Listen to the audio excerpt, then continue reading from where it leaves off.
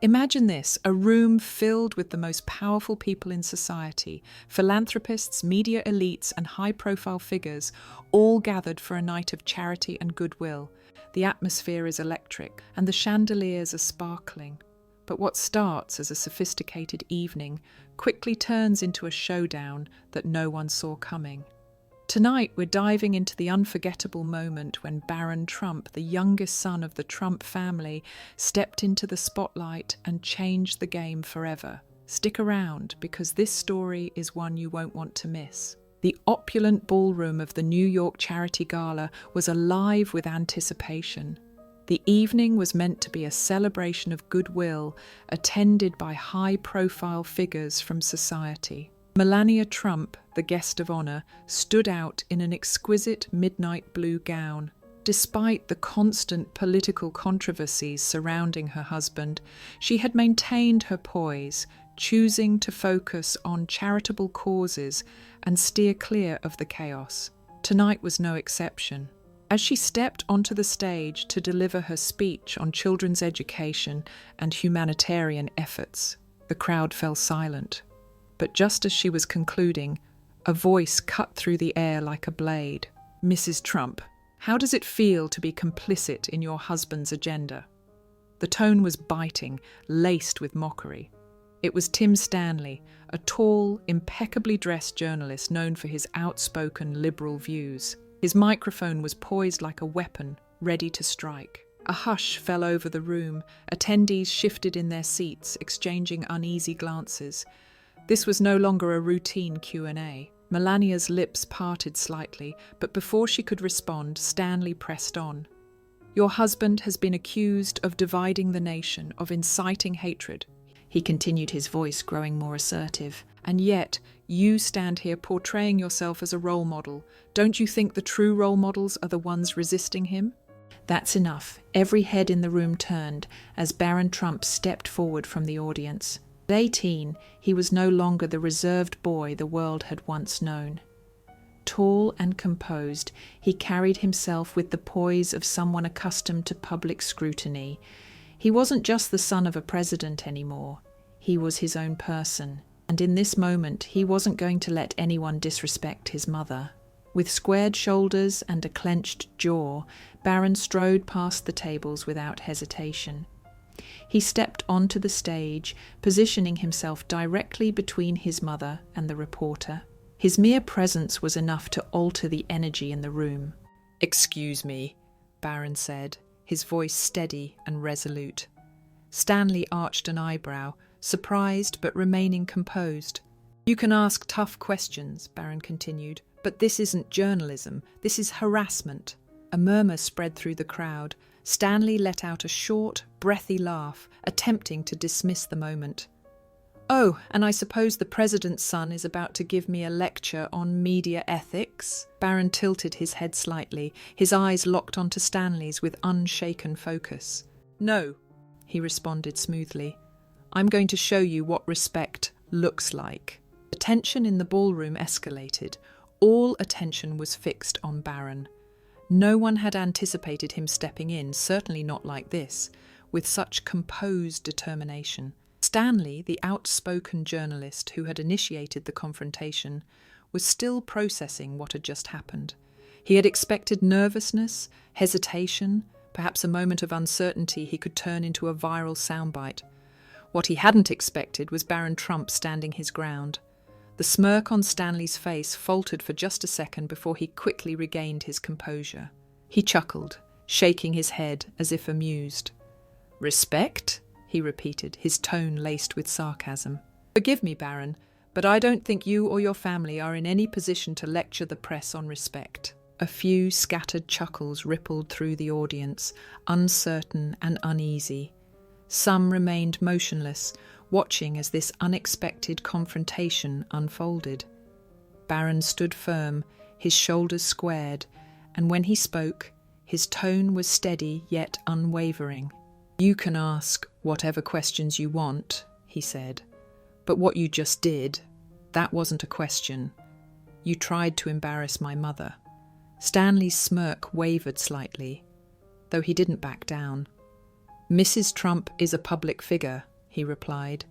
"She should expect tough questions." Barron took a deliberate step forward, his height forcing Stanley to look up at him. "Then why didn't you ask about her work tonight? About the children she's helping?" The crowd shifted. It was a straightforward question, but it cut deep. Stanley had no real answer, and he knew it. His job wasn't to highlight Melania's contributions, it was to turn her into a political target. Before Stanley could regain his footing, Barron pressed on. "You came here for one reason, to make headlines. You didn't care about the purpose of this event. You wanted a viral clip, something to post on Twitter to rack up a few thousand likes from people who already agree with you." The room went silent. A few guests near the back exchanged glances, realizing that Barron wasn't just reacting, he was controlling this moment. Stanley's confidence wavered. He glanced at the other journalists in the room, as if searching for support, but none of them spoke. They weren't used to being challenged like this, especially not by a Trump, and certainly not by an 18-year-old. Melania, who had remained quietly behind her son, rested a gentle hand on his arm. She didn't say anything, but her expression conveyed everything: pride, resilience, and an unspoken message. "I'm right here with you." Realizing he was quickly losing ground, Stanley attempted to regain control.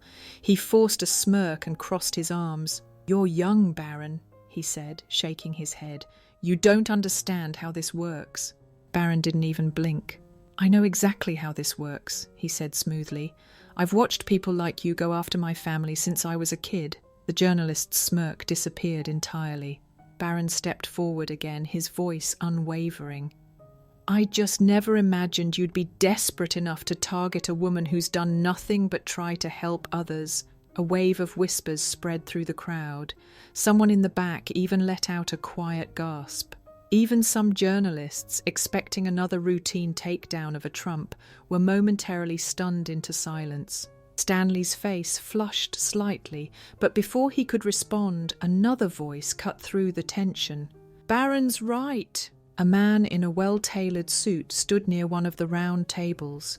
He was older, with salt and pepper hair, and the confident demeanour of someone who commanded attention, a well-known businessman, perhaps even a donor.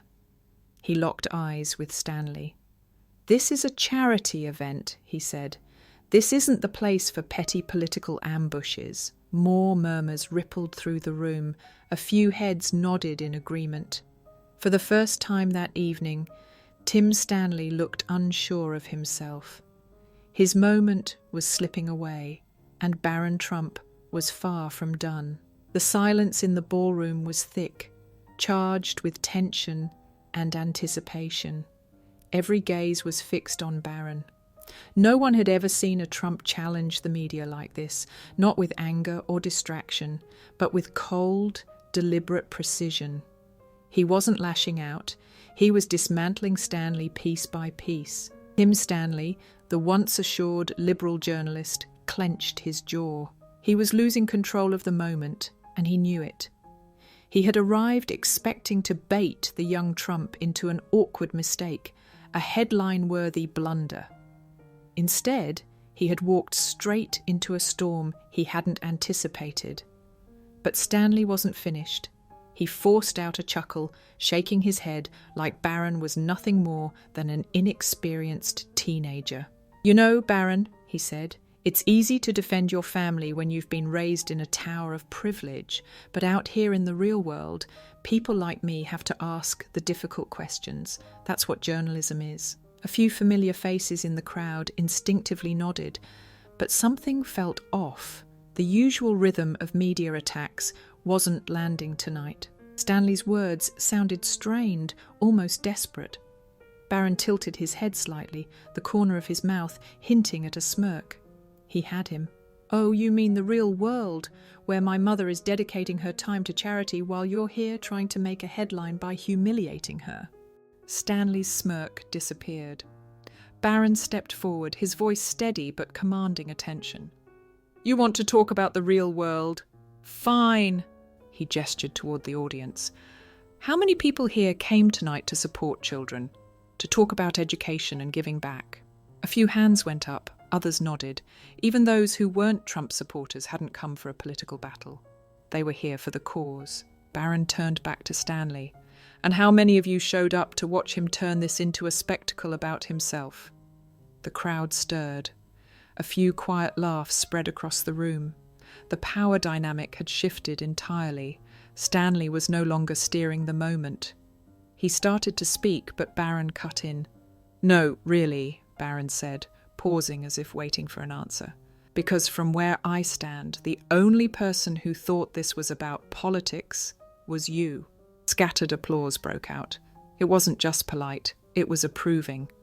Barron crossed his arms, locking eyes with Stanley like a predator assessing its prey. "You came here hoping to humiliate my mother," he said. "Instead, you humiliated yourself."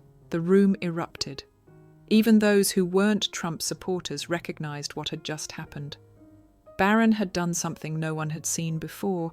He had outmaneuvered the media at their own game. Stanley's face flushed with frustration. He opened his mouth to respond, but the moment had already slipped away. His self-assurance, his cockiness, it had all vanished. And then, to seal his victory, Barron leaned in slightly and delivered the final blow with effortless composure. "Next time," he said, "if you want to go after a Trump, maybe pick on someone your own size."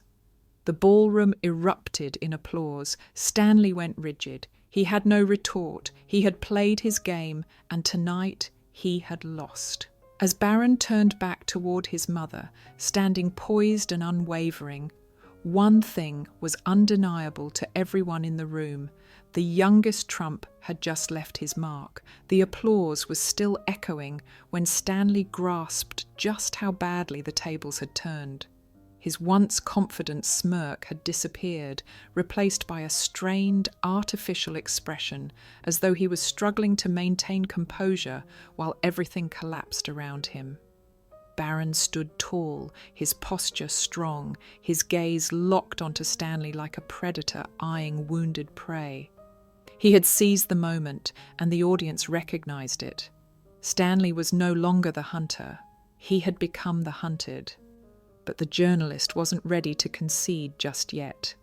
He adjusted his tie and forced a chuckle. "So, that's it?" he asked, attempting to sound unfazed, though the edge in his voice was gone. "You're saying I can't ask questions because it might make your family uncomfortable?" Barron's expression remained steady, his voice calm and unwavering. "You didn't ask a question," he said. "You made an accusation." A ripple of agreement spread through the crowd. Even those who weren't Trump supporters couldn't deny that Barron was right. Stanley's jaw tightened, his eyes flickering toward a few other journalists, silently searching for support, but none of them spoke. They all understood what had just transpired. Stanley had lost control of the room. Barron stepped forward once more, not with aggression, but with purpose. His mere presence was enough to make Stanley instinctively retreat half a step. "You tried to paint my mother as the villain," Barron continued, "but you failed. Because the truth is, she's here contributing, making a real impact." He gestured toward the charity banners draped behind the stage, showcasing the faces of children and families aided by Melania's foundation. "And what about you?" Barron tilted his head slightly. "What are you actually bringing to this event besides negativity?" Stanley's face darkened to a deeper shade of red. His confidence had crumbled. His posture betrayed his unease. His shoulders stiffened. His grip on the microphone tightened. And for the first time, he appeared uncomfortable. The audience was no longer on his side. Some had even begun shaking their heads in disapproval. Stanley swallowed hard. "I was just doing my job," he muttered. Barron smirked faintly. "Then maybe," he said, "you should try doing it better." The crowd erupted again, but this time it wasn't just polite applause. It was deafening. Even those who had arrived skeptical of the Trumps couldn't deny what had just unfolded. Stanley had entered expecting to take control of the room, to twist the night into his own spectacle. Instead, he had become the spectacle. And Barron Trump, He had just dismantled him completely in front of the elite media establishment. Melania, who had been quietly observing, smiled softly. There was no need for words. Her son had already said everything that mattered.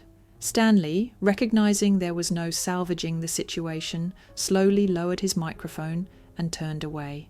The walk of shame had begun. And Barron Trump? He simply turned back to his mother, standing firmly by her side. Because tonight he wasn't just defending her, he was proving that the next generation of Trumps was here to stay. What a moment. Barron Trump hadn't just defended his mother, he had proven he was a force to be reckoned with. The way he handled the situation, with composure and precision, left an indelible mark on everyone in that room.